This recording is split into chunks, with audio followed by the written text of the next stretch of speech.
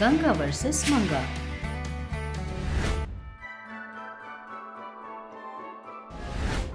एक गांव में सुमति और सीता नाम की सास बहू रहती थी। उनका परिवार बहुत ही गरीब था।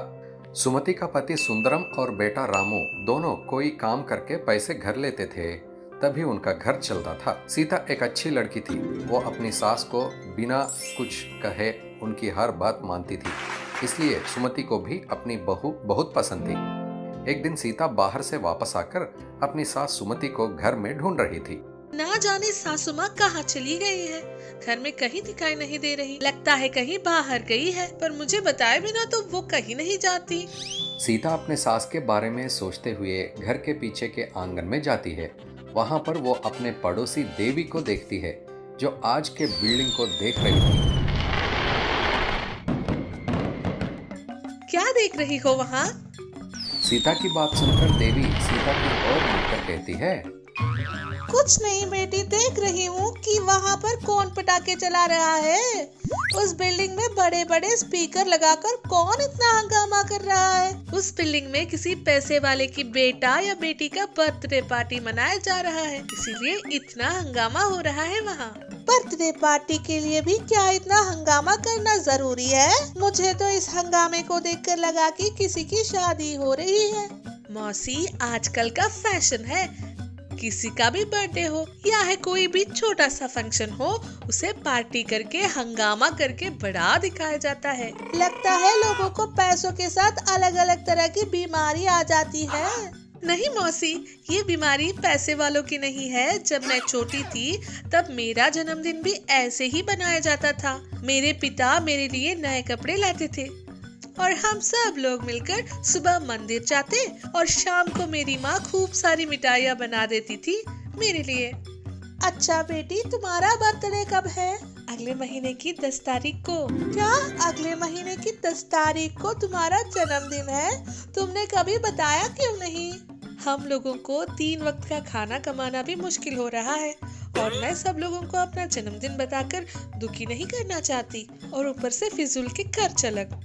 ये सब जानकर मेरे परिवार वालों को बहुत दुख होगा, जो मुझे पसंद नहीं है। इतने दिनों तक तुम अपने मायके में तो जन्मदिन बहुत अच्छे से मनाती थी, पर अब ससुराल में आकर जन्मदिन मनाने में क्या हुआ? सीता वहां से घर के अंदर आ जाती है। घर में आते ही हॉल में उसकी सास बैठी हुई दिखाई देती है। आप कहाँ चली गई थी? यही तो थी मैं कपड़े निकाल लेती हूँ, आप जाकर खाना खाओ। अगले दिन सुमति अपने बेटे के पास आकर कहती है, बेटा रामू, मुझे 10 रुपए चाहिए। आपको क्या चाहिए मुझे बताओ, मैं ला दूंगा। नहीं, मुझे सिर्फ आज ही नहीं, हर रोज 10 रुपए चाहिए। माँ, मैं अपनी कमाई के पैसे आपको ही तो देता हूँ, आपको उनमें से जितने रुपए चाहिए आप ले सकते हो। रामू अपनी माँ से ऐसा बोलकर वहाँ से चले जाता है। रामू हर रोज अपनी कमाई अपनी माँ को ही देता था। रामू और सीता को समझ नहीं आता कि माँ उन 10 रुपए से क्या कर रही थी। एक दिन सुमति का पति सुंदरम 10 रुपए के बारे में सुमति से पूछता है, कोई साड़ी खरीदने है क्या तुम्हें? मैं क्यों साड़ी खरीदूंगी? तो फिर तुम रोज उन 10 रुपए का क्या कर रही हो? तुम्हें तो पता है ना कि अपना घर खर्च कितने मुश्किल से चल रहा है। सब कुछ जानकर भी तुम रोज 10 रुपए का क्या कर रही हो? और सिर्फ 4 दिन सब्र करिए, सब कुछ बता दूंगी आपको। 1 महीने से सब्र ही तो कर रहा हूँ, अब तो बता दो, क्या तुमने किसी से पैसे उधार लिए हैं या फिर किसी को पैसे उधार दे रही हो? हाँ, उन 10 रुपयों को पूरे गांव में सूद पर घुमा रही हूँ। 10 रुपए देकर 1000 प्रश्न पूछ रहे हो। बाप रे, इतना गुस्सा तुम मुझे भी नहीं बता रही हो? सुंदरम के बार बार पूछने पर भी सुमति उसे कुछ नहीं बताती। दिन गुजरते जाते हैं। एक दिन सब लोग बैठे हुए थे, तभी सुमति बाहर से आते हुए घर के सभी लोगों को बुलाती है। क्या बात है माँ? रोज रोज 10 रुपए ले रही हो, क्या कर रही हो तुम उनसे? कहीं साड़ियाँ तो नहीं खरीद रही हो उनसे, या फिर किसी को उधार तो नहीं दे रही हो? पूछ रहे थे ना तुम, देखो अब मेरा जवाब। मैंने ऐसा पूछा माँ? तुमने नहीं, तुम्हारे पिताजी ने पूछा था मुझसे। हाँ, पूछा था मैंने, और तुमने तो कुछ भी बताया नहीं। इसलिए क्योंकि अब दिखाऊंगी। सुमति बाहर टेबल पर रखे कवर को लाकर अंदर टेबल पर रख देती है। मुझे तो तुम पर पहले से ही डाउट था कि तुम 10-10 रुपए जोड़कर साड़ियाँ खरीद रही हो। लगता है आपका शुगर बहुत बढ़ गया, दवाई लेना भूल गए क्या आप? सुंदरम और सुमति की बातें सुनकर रामू और सीता दोनों हंसने लगे। अच्छा ठीक है, पहले दिखाओ तो। सुंदरम की कहने के बाद सुमति उस कवर में से एक केक बॉक्स निकालकर बाहर रखती है, जिसे देखकर सब लोग हैरान हो जाते हैं। इतने दिनों से रोज 10 रुपए जमा कर रही थी, तुम्हें इस उम्र में केक खाने का मन कर रहा है ना? जरा आप लोग बोलना बंद करोगे? ये केक मेरे लिए नहीं है। क्या तुम्हें पता है कि आज तुम्हारी पत्नी का जन्मदिन है? सुमति की बात सुनकर रामू हैरान हो जाता है और सीता चौक पर देखने लगती है। आज तुम्हारा जन्मदिन है, तुमने तो कभी बताया भी नहीं। हम सब लोग इतनी मुश्किलों में हैं, अपना गुजारा भी मुश्किल से चल रहा है। ऐसे में मैंने सोचा क्यों बताना, इसलिए नहीं बताया। मुश्किलें तो हर समय रहती है, इसका मतलब ये नहीं कि हम लोग अपनी खुशियाँ दबा लें। तुम्हें हम लोगों को अपने जन्मदिन के बारे में बताना चाहिए था ना? तुम्हें हम लोगों को बताना चाहिए था अपने जन्मदिन के बारे में। मैंने सोचा आप लोगों को बुरा लगेगा। तुम इस घर की लक्ष्मी हो बेटी, तुम्हारी बातों का हमें बुरा नहीं लगेगा। पहले इसको कट करो, उसके बाद तुम दोनों पति पत्नी मिलकर मंदिर जाओ। सासू माँ, आपने मेरे लिए इतने दिन 10-10 रुपए जमा करके मेरे जन्मदिन के लिए केक खरीदा है। मैं इस जन्मदिन को कभी नहीं भूल पाऊंगी। सीता केक काटकर अपने पति, सास और ससुर को खिलाती है। सुमति ने अपनी बहू का जन्मदिन इतने अच्छे से बनाया कि उसे ये जन्मदिन हमेशा याद रहेगा। एक दिन चंद्रकांतम घर में शाम को नीचे बैठ के टीवी देख रही थी। अचानक बिजली चली जाती है। वो गर्मी का समय होने के कारण चंद्रकांतम गर्मी से बिलबिलाते हुए, अरे बाप रे, कितनी धूप है। लगता है इस बार गर्मी सूरज को भी पसीना दिला देगी। हाय रब्बा, बिना फैन के 1 सेकंड भी नहीं रह सकते।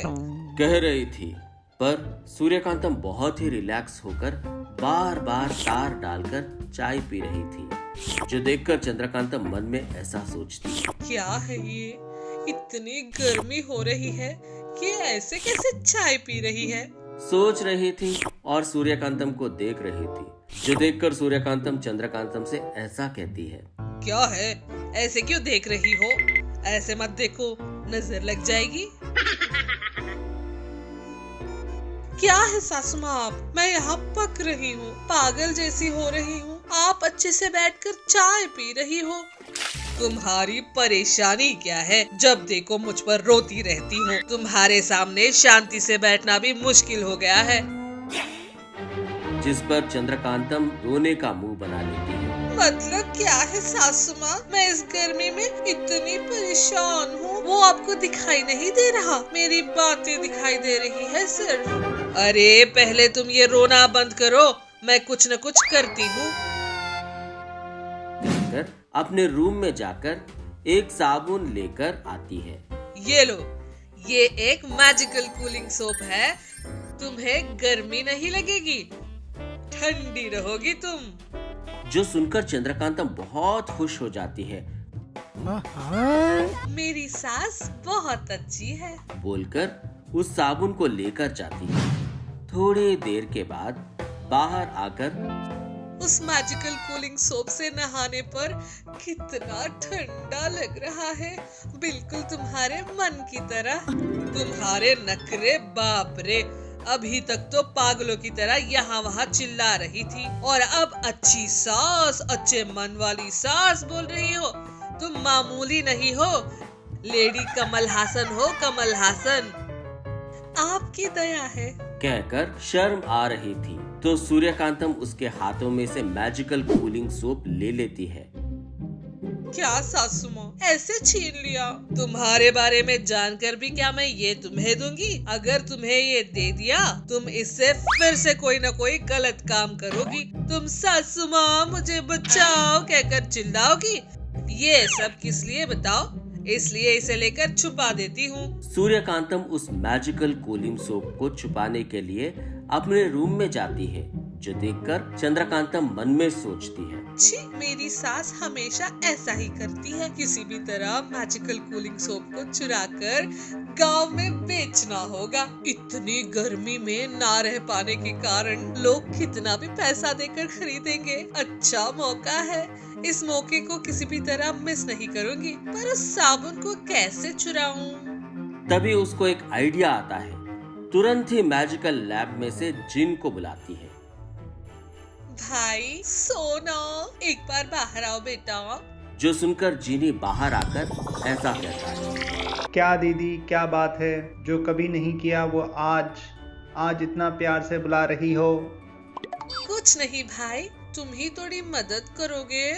पैसे लगेंगे। इतने कमर्शियल हो गए हो। मैं तुम्हारी दीदी हूँ, मेरे लिए ये भी नहीं कर सकते क्या? दीदी बस करो दीदी, तुम और तुम्हारे इमोशनल ब्लैकमेल्स। जब देखो अपने मतलब के लिए मुझे यूज़ करती हो, पर क्या कभी भी कुछ बना कर दिया मुझे?